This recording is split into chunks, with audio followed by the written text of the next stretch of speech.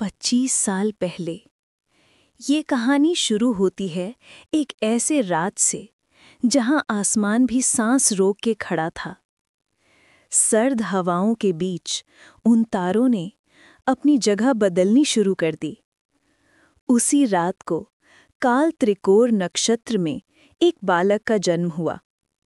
गांव के पुराने पुजारी ने उसके जन्म पत्र को देखा और थर्र के रह गए। उन्होंने बस इतना कहा, इस बच्चे की किस्मत किसी और की पूजा बनने वाली है। ये बालक कारण बनेगा एक महाधाय का। इसका नाम होगा विहान। पर किसी ने कभी सच जाना ही नहीं, क्योंकि सच वक्त आने पर ही अपना दरवाजा खोलता है। 25 साल बाद ईशा, एक प्यारी लेकिन मन से चंचल और अपने पापा और भैया की परी, अपने घर अपनी पढ़ाई पूरी करके लौट रही थी। उसकी आंखों में सपने थे, उम्मीद थी फिर से मिलने की, अपने विहान से। विहान और ईशा दोनों बचपन से एक दूसरे को पसंद करते थे। पसंद प्रेम में बदला और अब उनको सगाई होने वाली है। लेकिन ईशा को क्या पता था कि उसकी खुशियों को डाकिनी की नज़र लग चुकी है। सफ़र के दौरान ईशा एक रहस्यमयी लेकिन बहुत ही आकर्षक स्त्री से मिलती है। वो स्त्री देखने में इतनी खूबसूरत थी कि ईशा अपनी आंखें उससे ना हटा सकी। उसके हाथों में एक किताब थी जिसका शीर्षक था डाकिनी।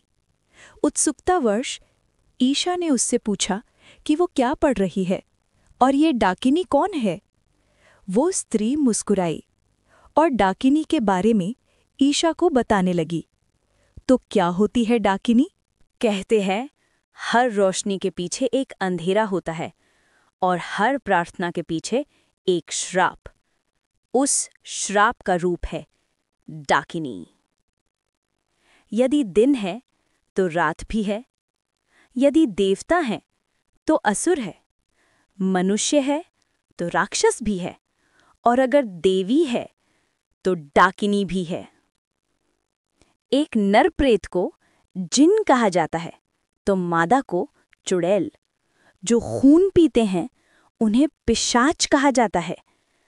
और इन सब से ऊपर, इन सब से शक्तिशाली, इन सब से खूबसूरत होती है डाकिनी।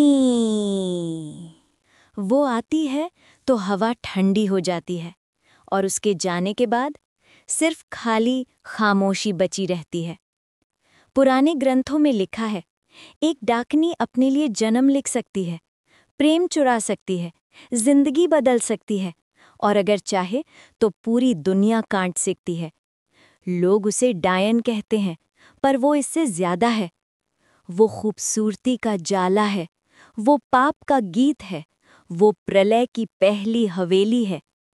ये कहानी एक ऐसी डाकिनी की है जिसकी भूख सदियों से जागी नहीं थी, जिसकी आंखों में ज्वाला नहीं, अंधेरा था, और जिसने आज अपना शिकार ढूंढ लिया। ये कहानी है विहान और ईशा की, जिनके जीवन में डाकिनी कदम रखने वाली है। बने रहिए हमारे साथ कहानी के दूसरे अध्याय पढ़ने के लिए। ईशा गहरी सोच में पड़ गई। तभी स्टेशन रुका और वो अपने शहर पहुंच चुकी थी। आज सालों बाद ईशा अपने विहान से मिलने वाली थी। विहान देहरादून में रहने वाला एक साधारण सा लड़का है। ऑफिस जाता है, दोस्तों के साथ हंसना बोलना पसंद करता है और लाइफ को जैसा है वैसा ही जीता है। उसे क्या पता कि उसके हर कदम के पीछे किस्मत का एक काला हाथ है। जब भी विहान उससे मिलता है, उसकी पूरी दुनिया हल्की लगने लगती है। उन दोनों की कहानी बिल्कुल सिंपल लगती है। आगे शादी, एक नॉर्मल जिंदगी, सब कुछ परफेक्ट। पर जिंदगी कभी परफेक्ट नहीं होती। हवाएं अलग चल रही थीं। रात की हवा में एक अजीब सी ठंडक थी। एक पुरानी इमारत जो सालों से खाली थी, आज जिंदा लग रही थी। अंधेरे में एक औरत का आकार उभर रहा था। उसकी जुल्फें हवा में तैर रही थीं। प्यारी थी, खूबसूरत थी, लेकिन उस खूबसूरती के नीचे विनाश का सच छुपा हुआ था। ये थी दाकिनी, एक डायन जो प्राण नहीं पूरी आत्मा खा जाती है। सदियों से वो किसी चीज का इंतजार कर रही थी और आज इस दुनिया में जन्म ले चुकी थी। विहान का जन्म काल त्रिकोण के नीचे हुआ। विहान ही वो था जिसकी मदद से वो महादाया बन सकती है। डाकिनी ने आंखें बंद की और एक लंबी गहरी सांस ली। उस सांस में विहान की आत्मा का रंग था। उसकी हंसी धीमी लेकिन जहर से भरी हुई थी। उसने अपने हाथ उठाए और हवा का रंग बदल दिया। रात की रोशनी काली पड़ गई और जहर जैसी हवा जिंदा लगने लगी। डाकिनी दुनिया में लौट आई थी। क्या ईशा विहान को डाकिनी की नज़र से बचा पाएगी? क्या होगा जब विहान और ईशा की जिंदगी को लगेगी डाकिनी की नज़र? बने रहिए हमारे साथ, क्योंकि ये तो आरंभ है उस प्रेम कहानी का जिसने अपने विश्वास और साहस के बल पर डाकिनी की काली नज़र को हराया था। मिलते हैं अगले अध्याय में जल्द ही। अगर आपको अब तक की ये कहानी पसंद आई तो लाइक, शेयर और सब्सक्राइब कीजिए।